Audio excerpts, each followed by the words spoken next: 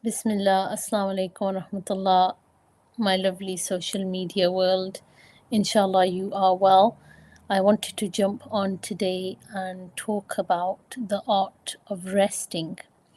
Now, do let me know if you're joining in live or if you watch the replay, inshallah. So, let's start off with the basics. Let's try and understand what is rest. Now, rest is actually essential for our overall well being, and there are many types and various types of rests that people often overlook. And a sign of being tired or that you require rest, there's a couple of signs. There's things like you might have persistent fatigue, despite the fact that you're sleeping well. You might be always irritable and you've got a lack of patience with loved ones. You might find it difficult to concentrate, or you start to experience brain fog, and you might just be feeling completely emotionally drained. Yes, you're emotionally drained and disconnected. And these are signs that you need rest. Okay. And there's various types, like I said. So those are some of the signs that you require rest. How do you actually rest and what are the different types? So the first one is physical rest, which is directly linked to your sleep. Yeah. Your sleep, it is essential for your recovery, for you to be rejuvenated. I know that if I don't sleep well in the night, my entire day the next morning is going to be completely mashed up. How many of you can relate to this?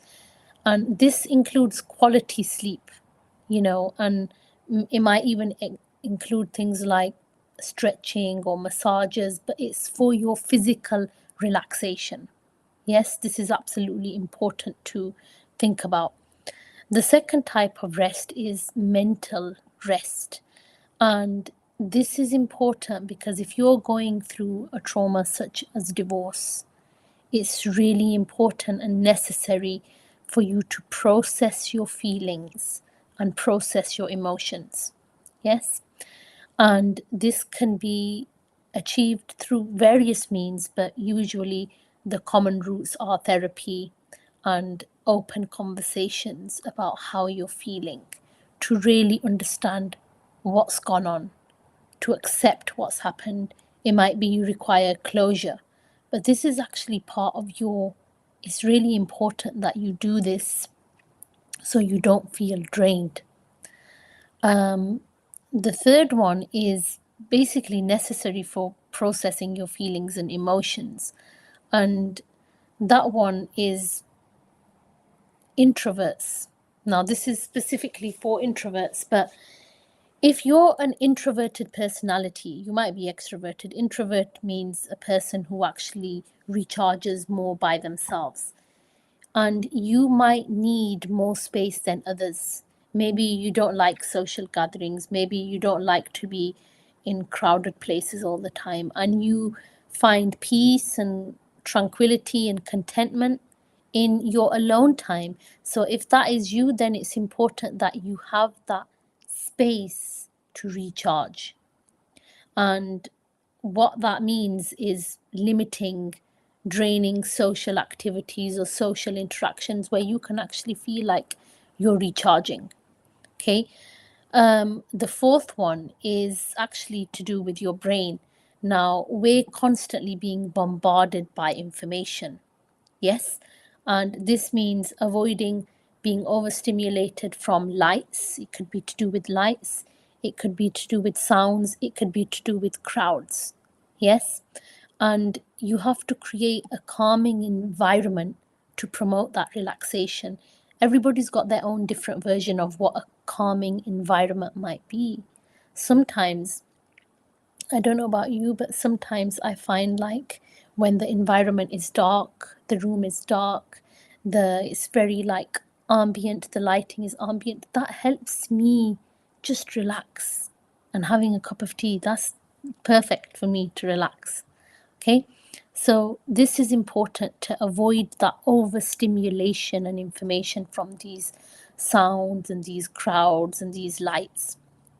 The fifth one is just basically hobbies. And you have to engage in hobbies and explore new experiences, because it may be that you're so disconnected from the world that you need inspiration, or you need creativity, or perhaps you're feeling extremely lonely or isolated being on your journey. And therefore, instead of resting, you need to encourage yourself to be in a place of inspiration, whether that's going to a coffee morning with the sisters, whether that's meeting some friends or well-known people in, every fortnight, or whatever that is. It requires you to be creative and find a solution, because sometimes it may be that you've rested too much, subhanallah.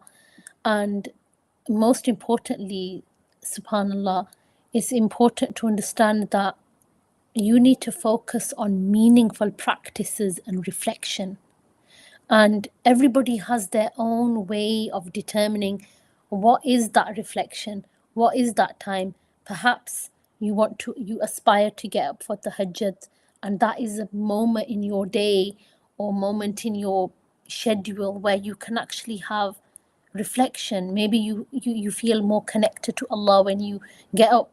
So that deepens your connection with faith and spirituality, and really taking the time to understand what it is that you require. Now, there's some barriers to resting, and often, sometimes we try to be superwomen and think we can do it all. But you know what? The more busy of a timetable you have, the less you actually achieve, because there's social pressure on us to always be busy, to always be doing something. And there's a lot of misconceptions about what rest actually means and what it entails. Or you might be a person who's a perfectionist, and if you want to do everything perfect, is going to lead you to self-sabotage. Or maybe you're a people pleaser and you find it difficult to set boundaries and saying no. So these are all going to become barriers for your well-being and your rest.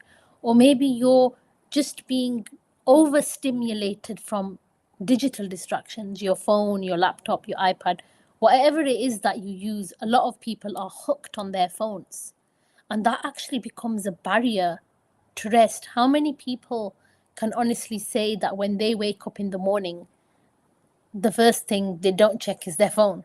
There's so many of us, subhanAllah. But if that becomes a habit and it becomes a bit like an addiction, you have to find a solution and a way to effectively rest.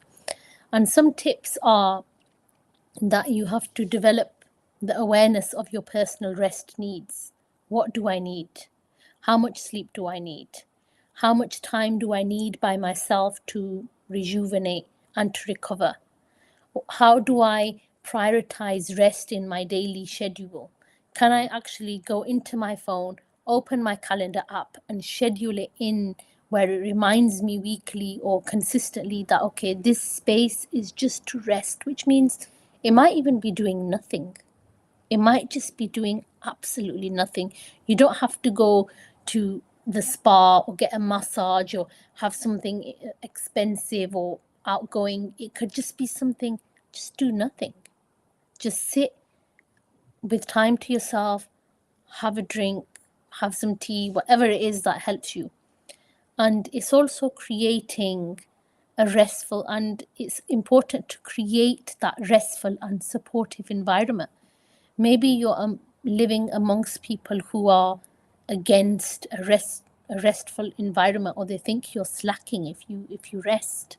They've got misconceptions about what rest actually is. But it's really important as part of your healing journey. We have to view rest as a daily practice, not like a rare event when you're absolutely burnt out and you've got nothing left in your soul, and then you think, okay, you know what, I need a break from life and I'm going away for a week. That's not how you do it. You incorporate it every week, you schedule it in, and you find that space, whatever that activity is, however small it may be, to practice it. And you have to find a strong motivation as well for doing it, because sometimes we're not motivated by looking after ourselves. We think we need to be Superman or Superwoman and do everything all the time, every time. And that may even be a trauma response, by the way, that if you're doing too much all the time, every time, and not taking time to heal. So to conclude, let me know what way of rest resonates with you. What do you find that you do that makes you feel, you know what, I've rested. I'm at ease now. I'm at peace now. I can go about my day well. I feel relaxed. I'm rejuvenated. What kind of things help you rejuvenate? Let me know in your comments below. So to conclude, subhanallah, embracing this, you need to embrace this journey to find effective ways to rest, however that might be, and recognize that the importance of rest for your own personal growth and, better relationships, even that requires rest. So let me know what you took away from this video, and inshallah, I will be over and out. I will see you on the next video. Assalamu alaikum wa rahmatullah.